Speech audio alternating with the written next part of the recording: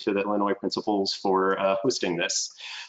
So for those of you who don't know me, my name's Eric Calvert. I'm part of the Center for Talent Development at Northwestern University. We are a comprehensive gifted education center embedded within Northwestern School of Education and Social Policy. I mainly work with our online and summer programs, as well as professional development programs with schools. Our online programs at CTD in a typical year usually serve somewhere between 12 and 1,500 students around the world. That's a combination of students coming from individual families, as well as students coming from schools that we partner with to help extend the options that they can provide to online students. So I wanted to use this opportunity to share a few lessons learned and some things that we're thinking about as we work with schools to help them adjust to this new world where we're all trying to move online.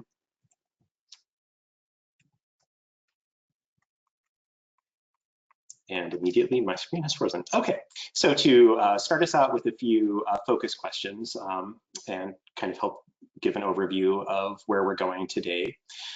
First of all, kind of reflect amongst yourselves or for your own self on the kinds of pre-assessments that you are already aware of that can be done online that are informative to good instruction.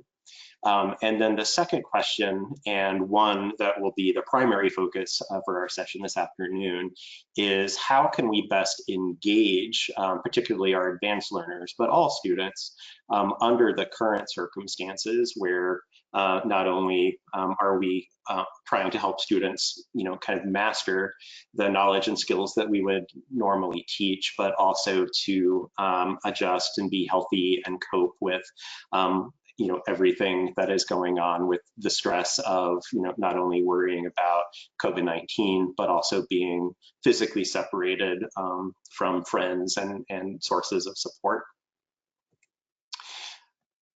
So we'll kind of start by thinking about pre-assessment, but in the environment that we're working in, we're going to pivot from looking at pre-assessment from the perspective of focusing primarily on what content do students already know, to using pre-assessment to figure out how best to keep our students engaged, particularly while they're at home and away from us in a higher stress situation than they're normally in. Hey, Eric, yes, I'm sorry to interrupt you. Have you advanced from the first slide? We're still seeing the first slide on our screen. Okay, it's advancing for me. If I do it in this view, are you able to see me move around? Okay. Let's see. You might want to stop sharing and then resharing your screen again. Okay, give me just 1 second.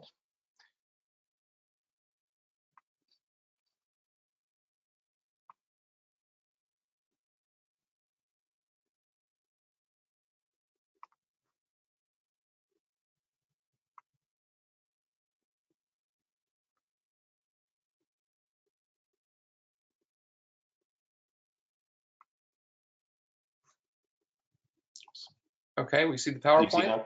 Okay, if I advance now, can you see it? Yes, now you're good. Awesome, thanks for that feedback. Sorry about that. Sorry. Okay, well, I hope you're all good auditory learners. So we'll just kind of pick up where we left off. So under normal circumstances, kind of the three key elements of pre-assessment we'd be looking at are readiness, interest, and learning profile. And typically, when we think about pre-assessment related to education, we focus a lot on readiness because we're primarily interested in what do students already know that we might be able to compact, and in what areas might students need some pre-teaching or supplemental teaching as we move through a unit to help them grapple with that content successfully. But today we're going to focus primarily on how to use online tools to understand and leverage student interests, and how do we use online tools to do some profiling of students to help us do that as efficiently and effectively as possible as we're working with them in an online environment. So just a few examples that Randy and Susan put together to share, and these are very simple, very quick things that you can do to pre-assess readiness. You don't always have to use a pre-designed CAN instrument. Some things can be open-ended pre-assessment, and that's great because it provides both insights into what students already know, but also calls on them to do some active thinking, to kind of pull into their conscious minds things from their backgrounds, things from past learning experiences that are going to be relevant and helpful as they try to master new content. So some simple examples using a simple app like Seesaw, or even a Post-it note app. Just ask students to respond to, what do you know about the following topic? Another way that we can do some layering is to create a blog post, or to put a piece of teacher created writing online that introduces a topic, but also embed some things in it that are wrong, and ask students to be fact checkers for that. And that's a great way to not only help set up their thinking, but also to encourage critical thinking, which is always important, but it's particularly important now while students are so immersed in media, particularly about coronavirus itself. And we know that some of that is high quality, trustworthy, reliable, actionable information, and some of that is junk. And so engaging them in critical thinking about our content is good practice for them as well. Another great simple pre-assessment is doing true-false statements, and ask students to just label the statements that are true and correct, or to give students some of the more difficult questions from the end of unit assessment, or even the next unit, to kind of figure out who already has a lot of background knowledge and might need some additional material or alternative material in order to be optimally challenged and engaged. And we'll talk about why maintaining a level of rigor, even though we know our students are stressed out right now and need a lot of support, is actually a beneficial and caring thing to do under these circumstances, kind of when we get towards the end of the presentation. And here's an example of one of those true or false kind of assessments, that mini assessments that Randy put together. And again, you can use any learning management system to make this a self-scoring assessment, but it's so short that even if you're reviewing answers manually, you can do this in a minimal amount of time. But as I mentioned a moment ago, what we really want to focus on today is thinking about pre-assessment and other ways of learning about our students from the perspective of not just increasing their understanding of our content, but increasing our understanding of what they want to know, what is likely to be engaging to them.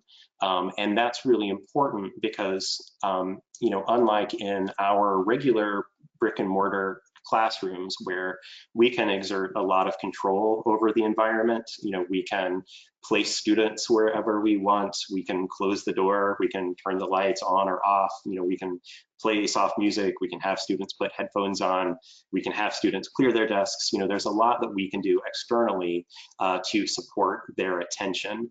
But when we're trying to work with students at home, we don't have that control of their environments, and we know that many of our students are trying to learn at the same time while they have, little siblings in the where mom or dad might be on a call for their work because they're working remotely in the next room, where the dog or the cat might be running around, and where there's a lot of other things that students can choose to do that are available to them while they're at home, that aren't available when they're in school.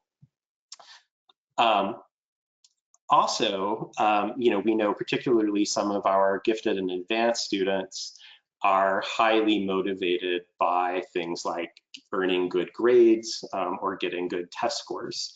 But right now, many schools have suspended grading or have gone to kind of no fault grading. So a student who improves their grade, can get that that higher grade, but students whose grades decline are going to have another opportunity. So if students are super motivated by grades, then that kind of removes that pressure. So we need to find ways to better leverage those intrinsic sources of motivation while we're under this kind of unique circumstances. And then finally, this stuff is really important because we have all of the same stuff going on. We're also home with little siblings or children or pets and lots of things on our minds as well. And so some of these things that we'll talk about are really about building stronger teacher-student relationships and stronger peer-to-peer relationships that we can all lean on to help us through this really difficult circumstance that we're all living through. I kind of keep a notebook when I work directly with students of just funny things that they say. I know a lot of other teachers do this too, but a few years ago, I was teaching kind of a mini course on psychology and particularly kind of psychology for talent development to a group of middle school students. And so I was trying to tailor this content to be as relevant as possible to things that I know are important to adolescents. And one thing, because these were middle school students, and one thing that we know is really important to adolescents is one, kind of knowing if what they're thinking or feeling is, quote unquote, normal. And second, they are super interested in what other people are doing and what other people think about them. And so some of the concepts we were exploring, we would kind of share with them, examples of these different psychological assessments. And we happened to share as an example I think it was the Myers-Briggs Type Indicator. It's a personality assessment instrument. And we were having kind of a debate over whether or not it was, a valid and reliable instrument, which is kind of interesting to talk about with middle school students, but they got to kind of take a version of it to, for the purpose of understanding what it was like. But because it was giving them information about themselves, they were super engaged with it. And I had a really hard time actually getting them off that topic to be able to move to the next topic that day. And when I came in the next morning and kind of introduced my lesson plan for the day, a student, exclaimed with great frustration, like, Dr. Calvert, will we get to take any tests today? And they didn't mean, are we going to take, any tests that you're going to grade? But are you going to do anything today that is going to help me learn about me? And that was a really powerful lesson for me, and a lot of kind of how I think about pedagogy now, particularly for that age group, is kind of driven by that realization. So I want to share a few examples of ways that we can kind of pre-assess interest in a normal, kind of a normal classroom situation, and then highlight a few things from online sites and services that are super popular and super engaging for children and teens to kind of see what we can extract from that to engage interest. But a great way to assess interest is simply to give students choices and then see how they react. That can be done through a simple Google form, a Quizlet where you can kind of gamify it a little bit, or even something as simple as sending students an email or a text message if your school has a secure platform for that with a question and just ask for that response and engage conversationally around it. It doesn't always have to be something that is super formal. One example that Randy shared is to rank order the person you'd like to compare and contrast to yourself during a study of famous people, and to do that through Seesaw or a Google form. And I'm gonna kind of accelerate through this a little bit since we got a little bit of a slow start. But I'd like to ask you to just pause for just a second, and I'll be quiet for just a moment to let you reflect on that. But thinking about either computer use in your regular classroom, or if you have children at home or children in your life that outside of school, think for a minute about what happens if you hand them a Chromebook or a tablet or a phone and let them go anywhere they want, or let them do anything they want to do, what do they do?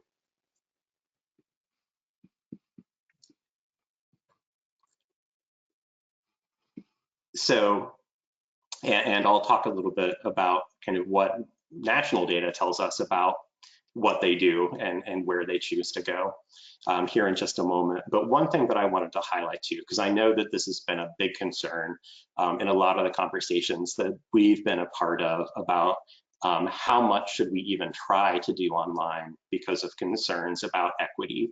And I wanted to share some real statistics for you. And this is from the Pew Trust that's been doing a longitudinal study on internet usage in the lives of children and teens for more than a decade now. And they look at a lot of really interesting trends. And if this is something that's interesting to you, I really suggest that you go and Google and read about this. There's some really great stuff out there.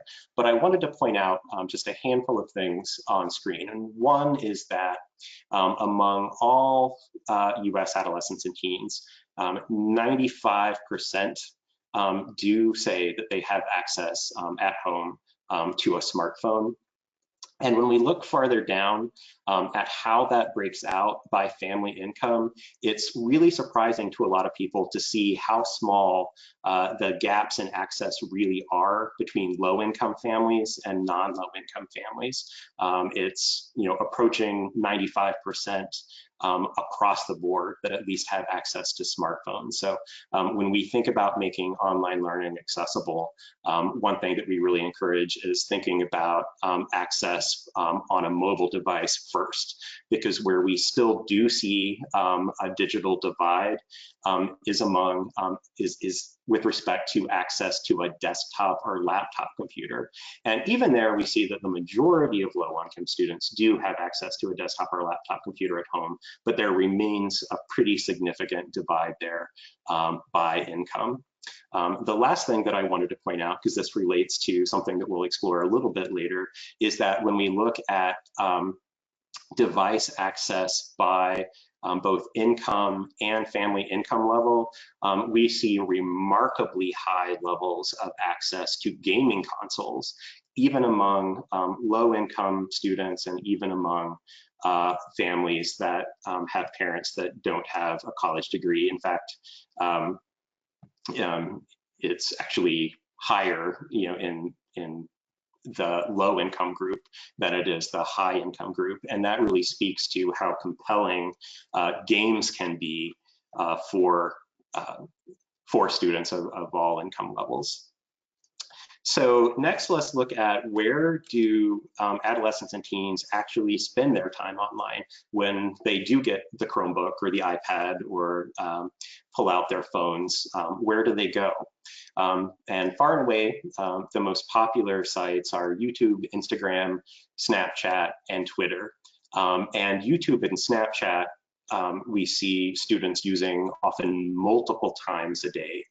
And so these are extremely compelling to students. And it's interesting to step back and think about the fact that almost no one is getting credit for interacting with anyone else on YouTube. No one is getting paid to create content, or almost no one is getting paid to create content for Facebook and Instagram. It's so rewarding to do it that we provide all of this content to these billion-dollar companies for free. So what can we learn from that as teachers to try to make our content as engaging as possible? So that's what we're going to dive into next. How do we maximize engagement, borrowing some design principles from these sites and platforms that have been so successful with this age group? So let's start with Instagram. This is kind of now the #1 destination for a lot of our students. And some key features of Instagram that differentiate it from other platforms and really kind of define it are: one is that it provides an opportunity for users to express themselves visually. And we know that this can be compelling for students who might struggle to create other kinds of content. But it kind of creates an opportunity for them to curate how others perceive their world. It provides an opportunity for creative expression. And when we look at the actual content of what students this age post, yes, there's a lot of kind of just what I did today kinds of things, but there's actually quite a bit of composition going on. There's a lot of kind of meta thinking going on. Students are, deliberately kind of creating these expressions of themselves. Another element of Instagram that makes it really sticky is that it's a little bit competitive. Students or users want to know that other people are viewing and appreciating their content. So that feedback is really a big part of the reward, even though we're not giving students credit for doing it. Another piece that sometimes we forget is really compelling to students is that we all want to know what our peers are doing. We want to know what's normal. In some of the research literature on this area, they refer to this behavior as social surveillance, which I know sounds kind of creepy, but in this instance, we don't necessarily mean it as like we're stalking, with malicious intent anyone. It's that this is how we learn, before the first day of school, how our friends are going to dress this year. This is how we learn what topics, girls or boys we like are interested in that will, help us engage with them. We're using this content to help us navigate the world socially, and that's a very normal behavior, particularly for students this age. And then the last piece that makes Instagram so compelling to students is that there's an algorithm behind it, and we're not all seeing the same content. As we use it, it's learning what is engaging to us, who we like to be with, and then what we see, the more we use it, is more differentiated for us. So if we were to apply some of those design principles in education, how might we kind of translate some of that? Well, one, if you are kind of familiar with the Universal Design for Learning framework, there's kind of validation in this for that idea that we can increase engagement and success by providing students with multiple means of engaging around a topic. And in this case, that means using different forms of media in addition to text and speech, which are usually kind of our default modes of communicating with students when we're in a classroom, even though we know that that's not, the strongest modality for some of our students. I think the second takeaway is that, while a lot of us are focused on, getting our quote unquote content online, we need to approach that in a way that is not a one-way street. So what we're trying to do now is to not recreate, or model our content based on how would a textbook be organized and how would, what kind of language would a textbook use. But how do we frame this in a way that students perceive that content as something that they can engage in conversation around, and how can they use media to react to it? We would also kind of take away from this that reactions to things that students create motivate their continuing contributions. So even the knowledge that someone has looked at what we've shared increases the likelihood that we will create and share more. Second, similarly, seeing others' work can be super motivating to us. And kind of one of the nice things about incorporating some of these concepts into a teacher facilitated space is that it creates an opportunity for curation. So when we think about increasing rigor, for example, one kind of aha moment that I've had that I've used is that whoever makes the first post in an online discussion, or uploads their assignment first, is often setting a standard for other students. And many students will actually wait to see what others have posted as kind of a verification step that how they're perceiving the assignment is appropriate. But we can actually leverage that from an educator perspective and say, okay, so I've now seen 10 assignments come in and none of those are visible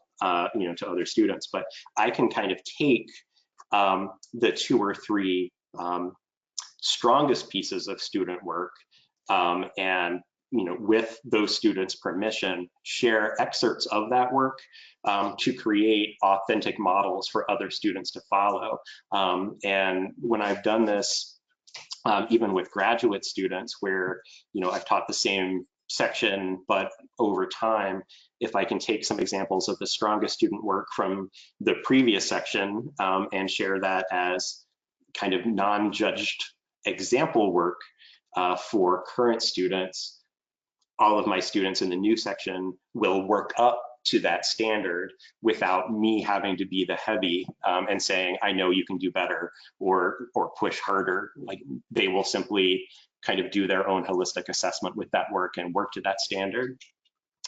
And then finally, prioritizing interest-based differentiation, especially in schools where students are held harmless on grading right now during school building closures is really, I think, the strongest way to go. The more we can capitalize on students' interest, the more engaged they're going to be. And the fact that students aren't being held accountable to the extent they normally would be also gives us permission to not worry so much about being comprehensive in our coverage of standards, but to allow opportunities for students to really double down on those topics that are high interest, high passion for them, where we can kind of leverage those innate interests. Let's look next at the one that students are increasingly spending more and more time on, which is YouTube. Now the average adolescent now spends more than an hour a day watching YouTube videos. And I know a lot of people are kind of shocked and think that this is a really terrible thing.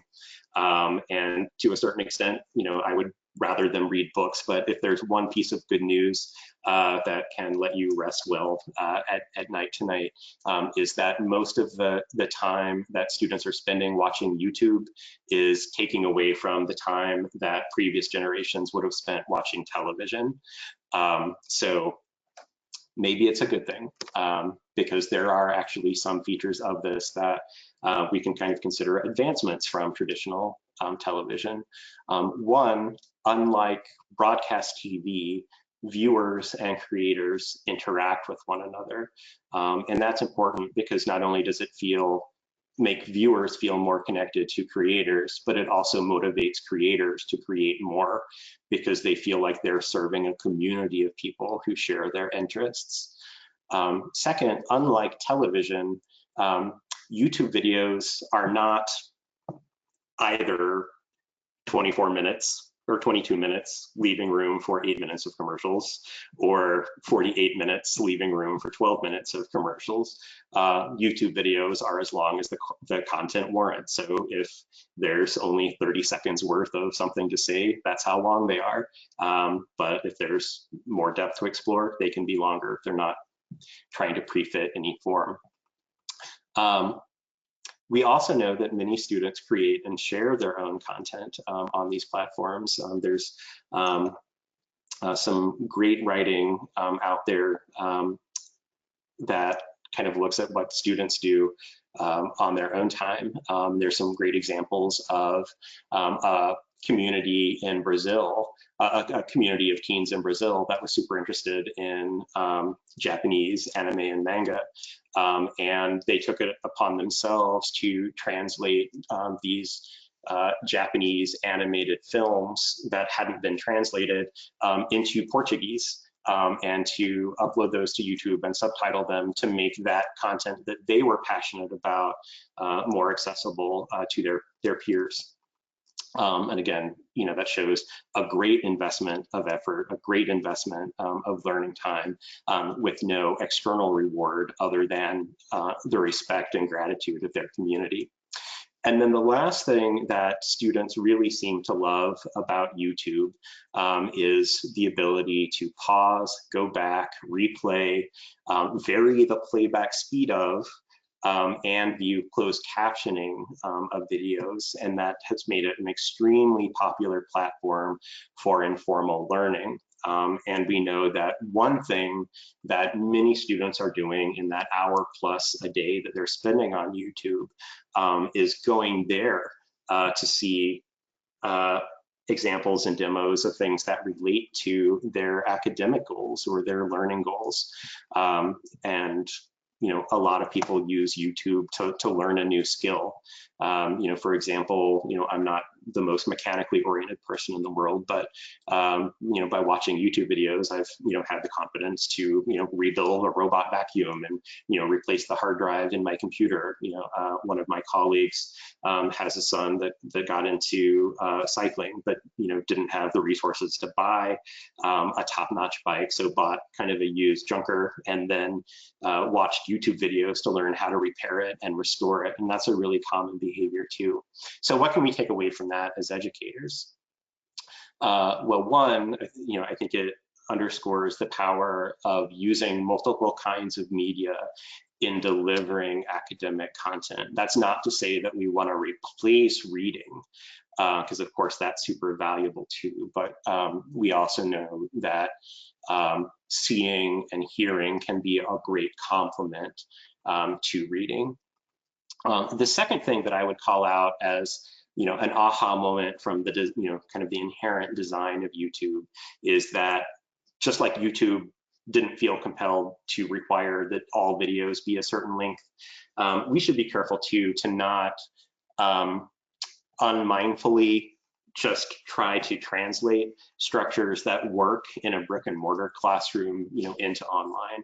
So if our class periods are 40 minutes a day at school, that doesn't mean that our online lessons should be 40 minutes a day or 40 minutes at a time. And in fact, I would argue that they probably shouldn't be, because if we look at the videos that students engage with most on YouTube, most of those are actually considerably shorter. So don't think about trying to replicate the traditional lecture, but thinking about providing that content in the bite sizes that are appropriate, whether or not that's 30 seconds at a time or 15 minutes at a time. Another thing that we've learned from looking at analytics from some of these online services is confirmation that students' attention spans are not fixed traits. When we talk about things like attention deficit disorders in school, and that's a real legitimate thing, but there's kind of this assumption that attention span is something that we have in a fixed amount, like height. But in reality, students' attention spans and actually adults' attention spans aren't fixed.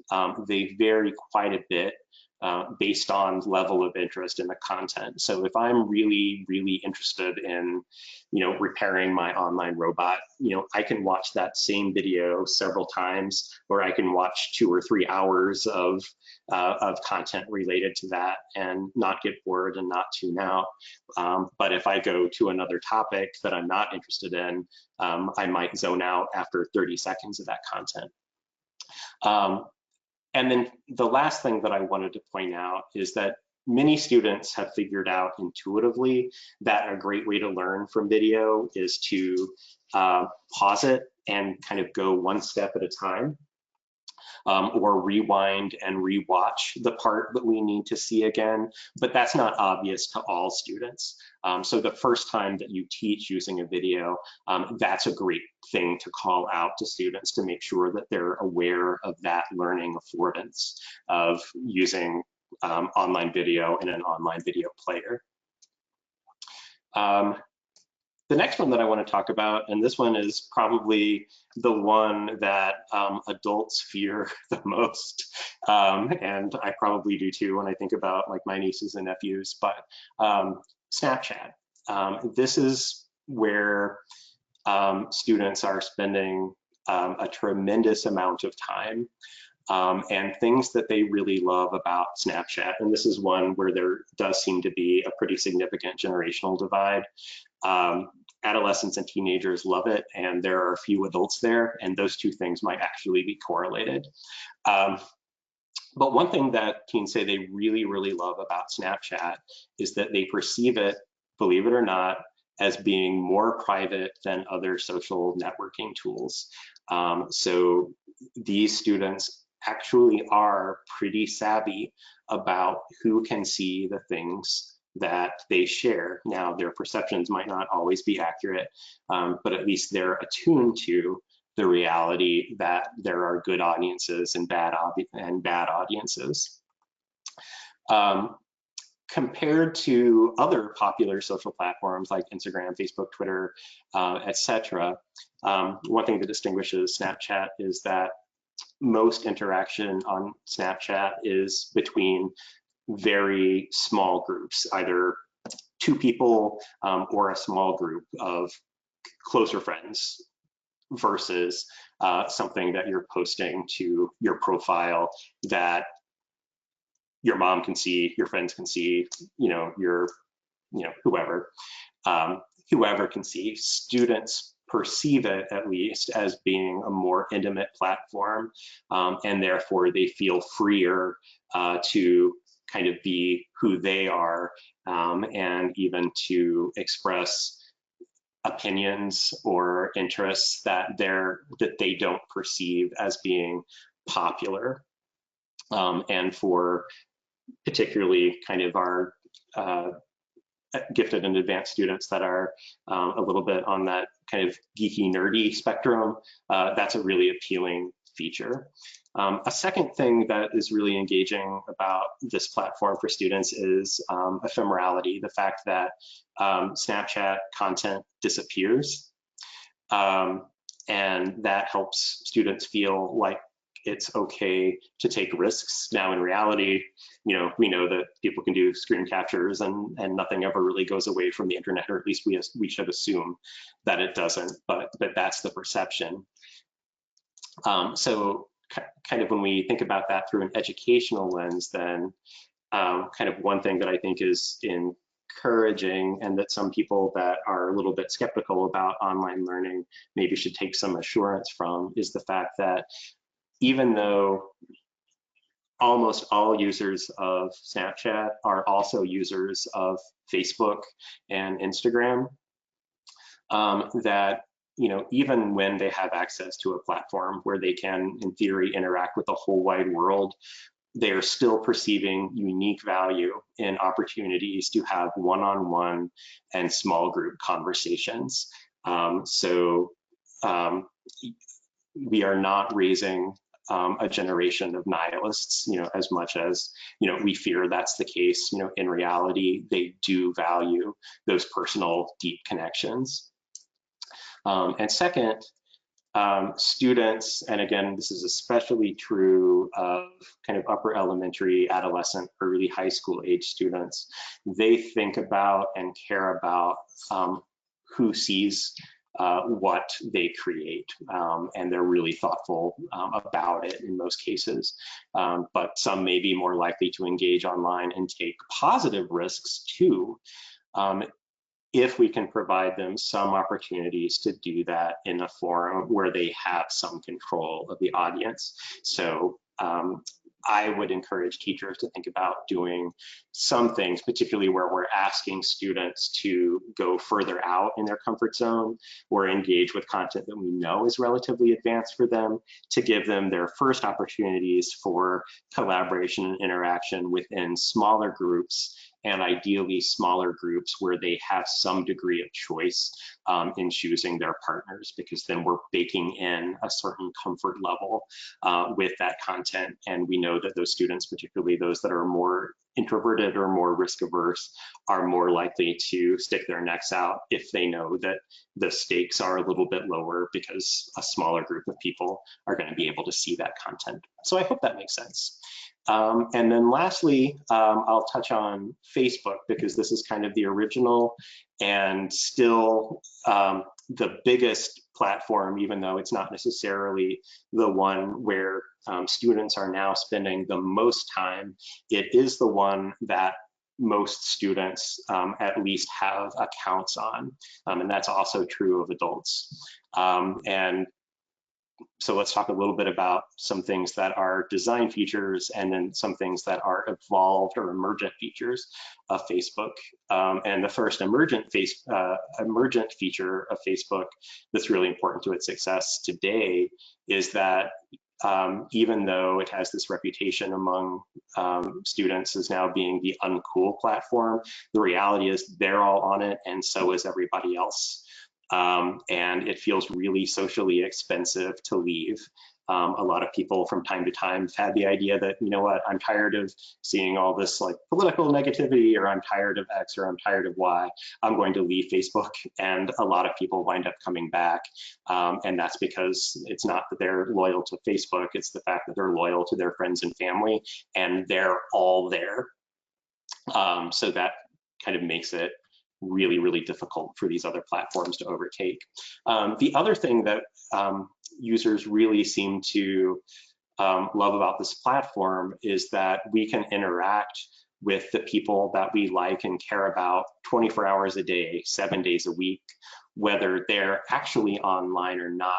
It gives us this opportunity to time shift our social interaction. So even people that we might not be able to have a real-time conversation with, we can feel connected to because we can post and share things, you know, not in the same time. And this helps create that feeling that our friends are accessible to us even when they're not.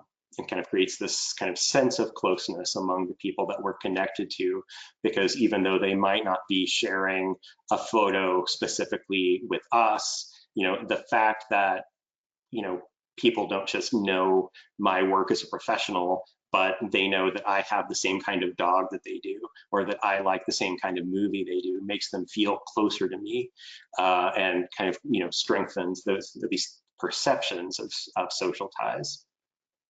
Another aspect, and this is one that I would really like to cue in on, is that Facebook was really the pioneer in using what BJ Fogg calls hot triggers, and that is kind of intentional design cues that are meant to motivate immediate behaviors. So kind of one thing that, you know, and a few years ago, there was a lot of conversation about how social media had killed blogs. And kind of the main takeaway from that is that one thing that these social media platforms introduced to the mix is making it really easy for content creators to know that people are viewing and interacting with their content.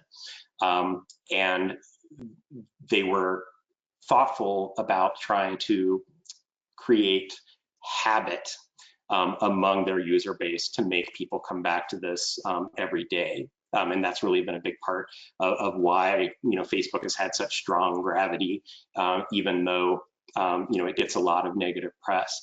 But if you think about what happens, you know, if you're a Facebook user, if somebody posts a photo of you and tags you in that photo, you know, obviously, if you happen to be on Facebook at the moment they do that, you'll know about it.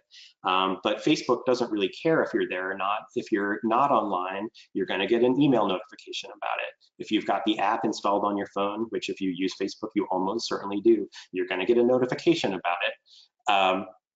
You know, Facebook versus a lot of other corporate entities at the time was intentional about not protecting their brand or logo. They want movie producers and game designers and, you know, anything that sells anything to use their Facebook logo. And what they're really trying to do there is to give everybody cues, even when they're not in Facebook, to come back to Facebook and interact. And when we think about increasing engagement in our online course spaces, you know, one thing that a lot of people are just concerned about is like, well, we put all this content out there, but, you know, students don't seem to log on. Well, if that's the case, don't mope about it. Be like Facebook and go out and get them.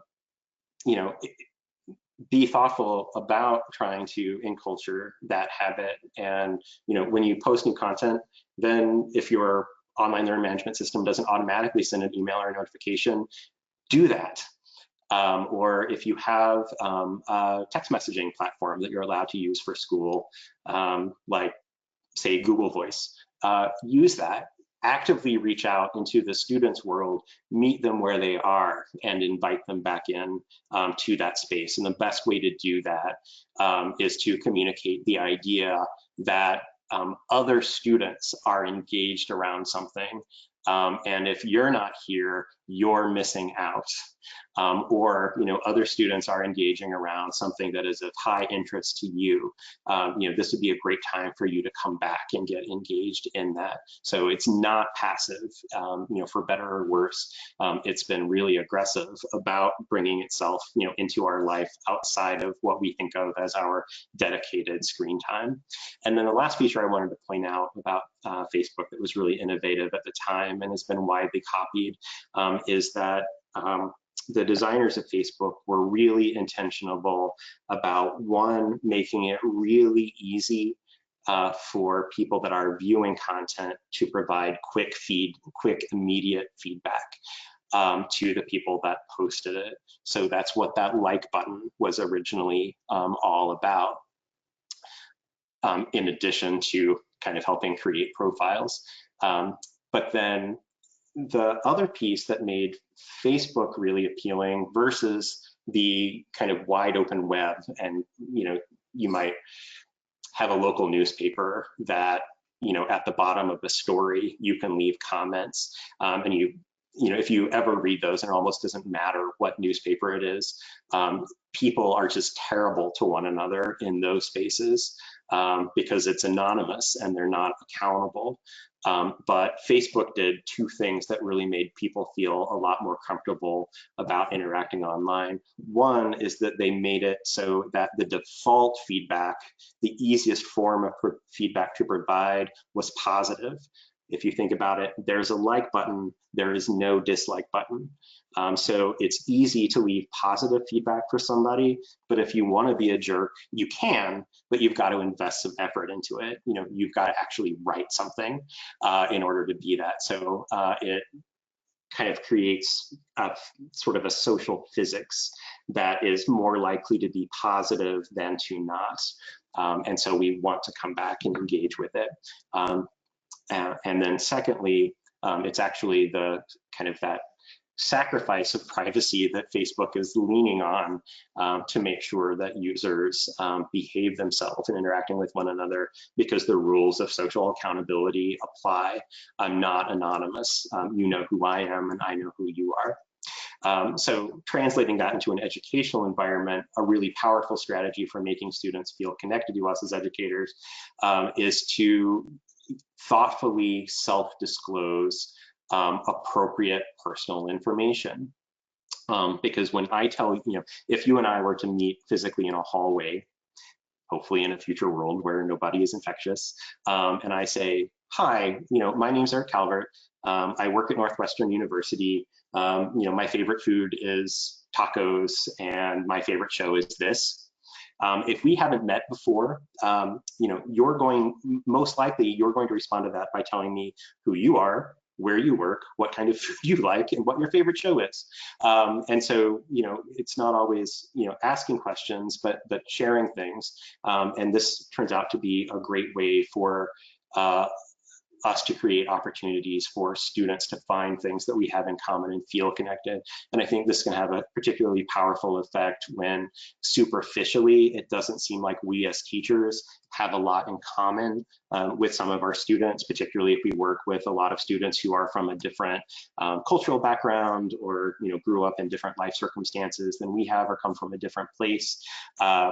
It's the sharing of these things that we like and do and worry about that create more and more opportunities for people to find points of connection. So on some macro level things, we might not have a lot in common, but if we can discover that, we both really like the show Parks and Recreation, that's something that we can talk about and build a relationship, or at least start a relationship around.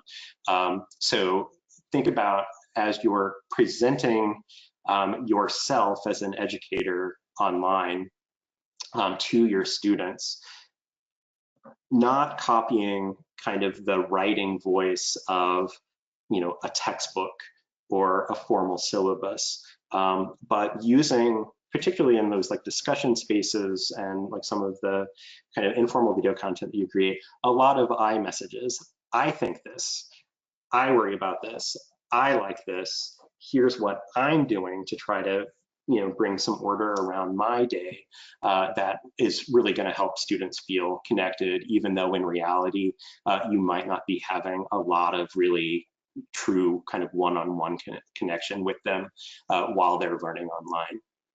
So that's a lot of information.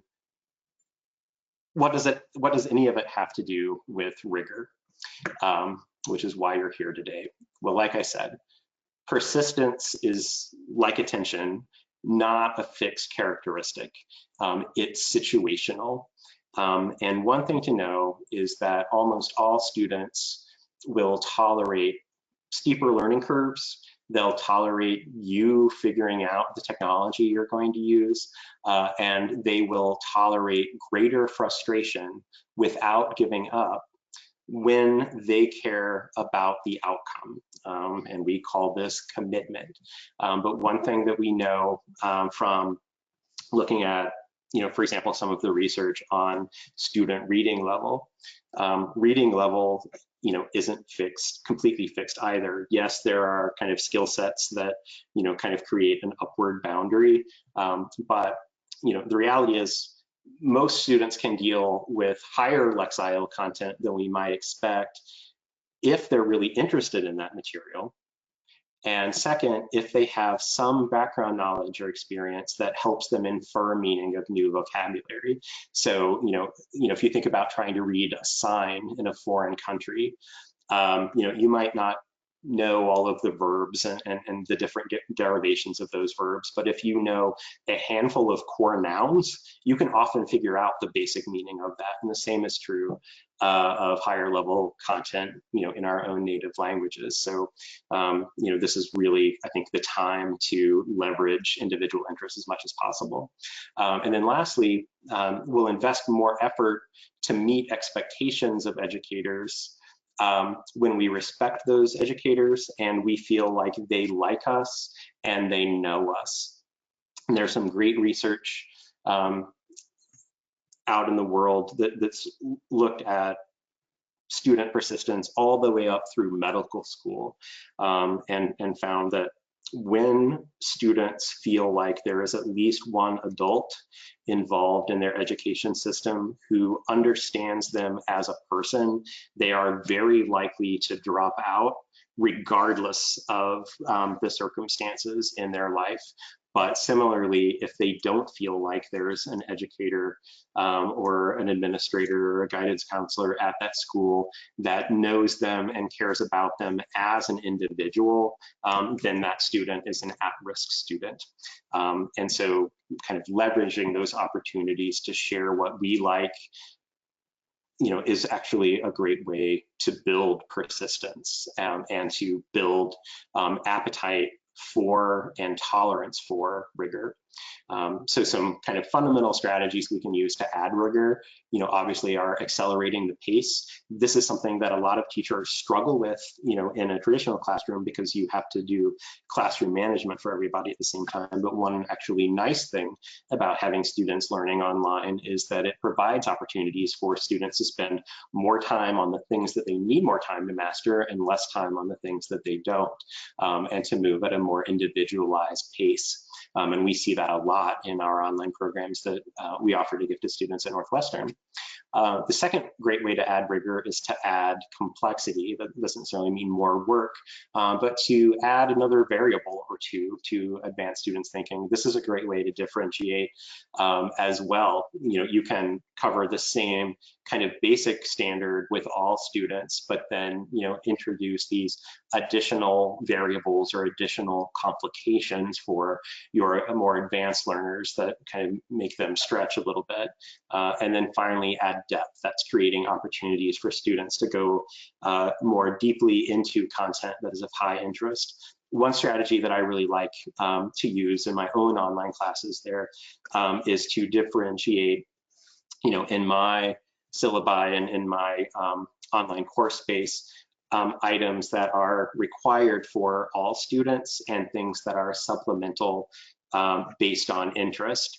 And I've been very pleasantly surprised to find that a lot of the things that I share that are supplemental or extensions or kind of side notes on things that we're working with as a class, that even when I explicitly label those things as being supplemental, not required, etc., that a surprisingly high percentage of students do choose to engage with some of that content. But by clearly labeling those things as required versus supplemental, then it allows students who are feeling stressed out or do need to prioritize other activities to skip over some things and come back to them later if they want, without feeling stressed out about the fact that my teacher posted something and I haven't read it. So that's a great strategy too. We touched on that a little bit already, so I will accelerate through acceleration. This is just an example of kind of a litmus test of knowing that you've crafted a truly open-ended question. A great way to test that out is, ask yourself, can I Google and then copy and paste the correct answer to this?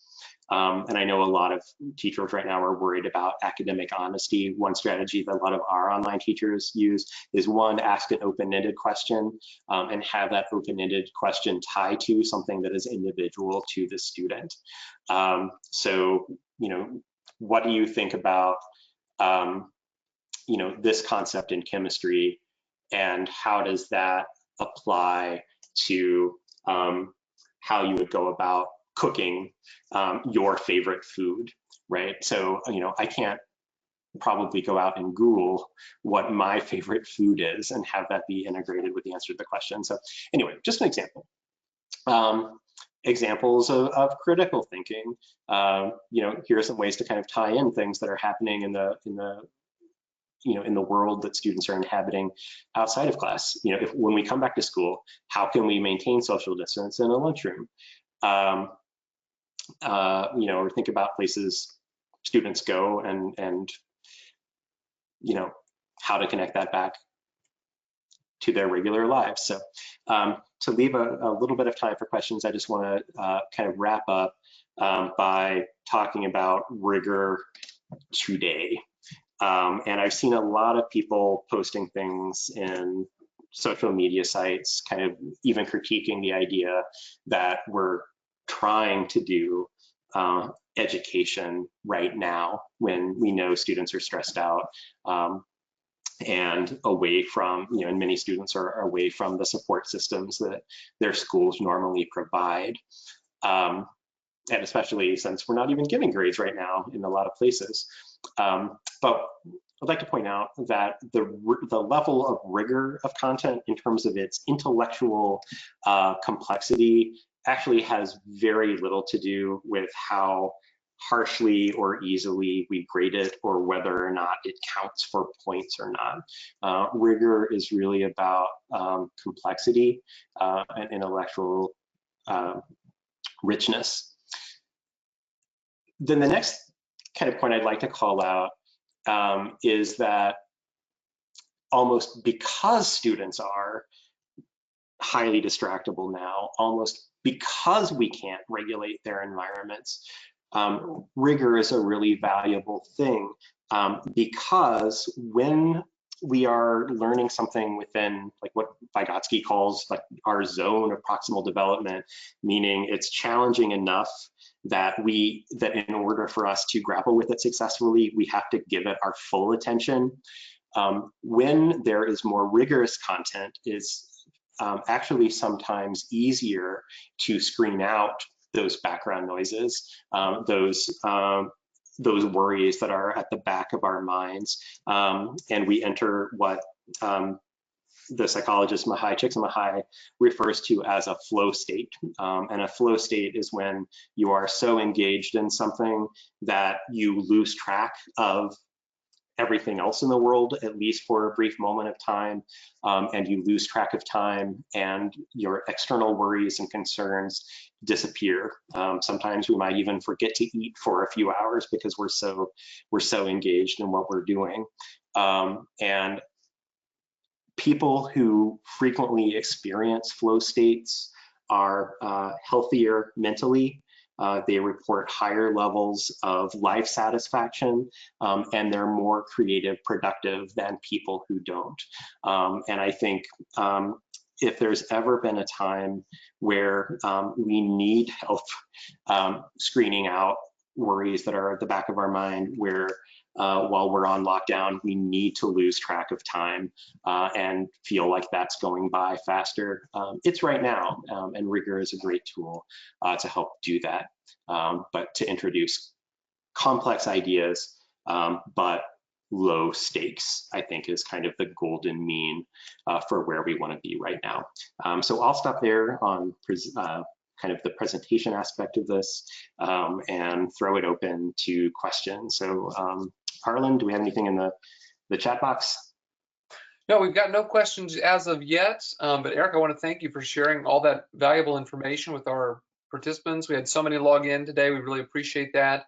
As I mentioned in the beginning, this will be recorded and sent out to everyone as a recording link once we wrap up here today.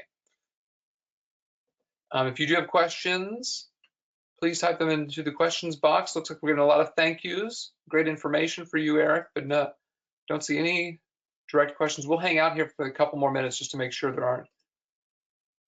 Oh, Todd asked, will the recording include the slides? Eric, would you be able to get me a PDF of your PowerPoint? Yes, we'll do that. Okay, absolutely. If you send that over to me, I can make sure to share that out with all of our attendees. Okay.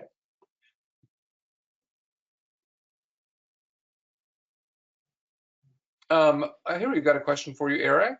What resources or websites do you suggest we use to support?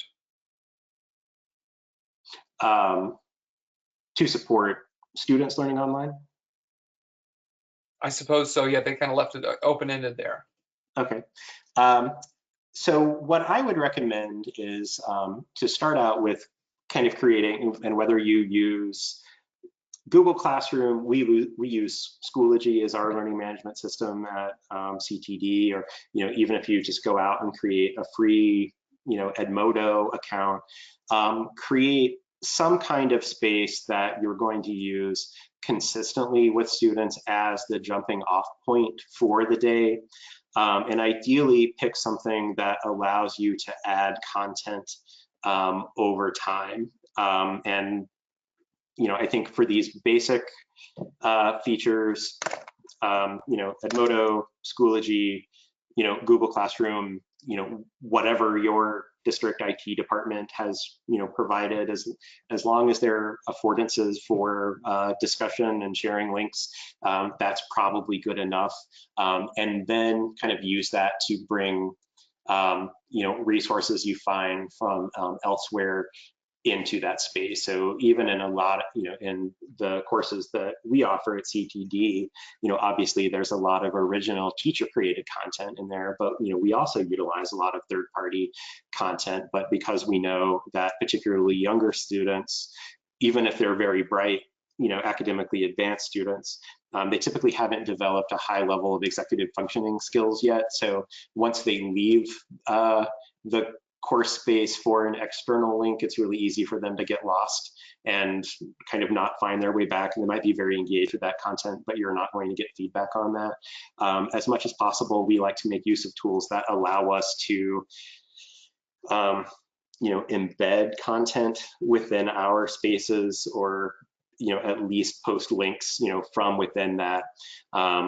And then, if we can't truly embed the content when we create those links, to try to set those links up to where they're opening that third-party content in a new window, so that class remains back there on our desktop somewhere, so that we're going to be, when we close that window, where we jumped out, we're going to come back to that content.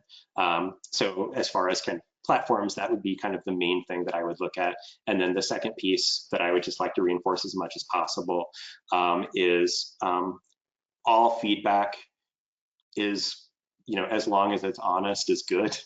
But students need it. So, don't wait until you can provide, detailed comments and a final grade on something when students are nervous about online learning, or you have students that haven't mastered it yet. When they submit something, even if you haven't read it yet, say got it.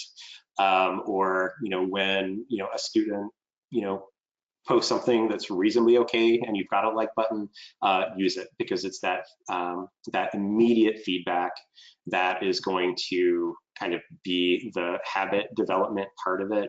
And then the second piece to note is that you don't have to be stressed about doing that every single time, because intermittent reinforcement is actually more powerful for building habit than continuous reinforcement. So as long as students are getting some feedback and you provide detailed feedback on students, every third or fourth thing students provide, and more, thumbs up, thumbs down, or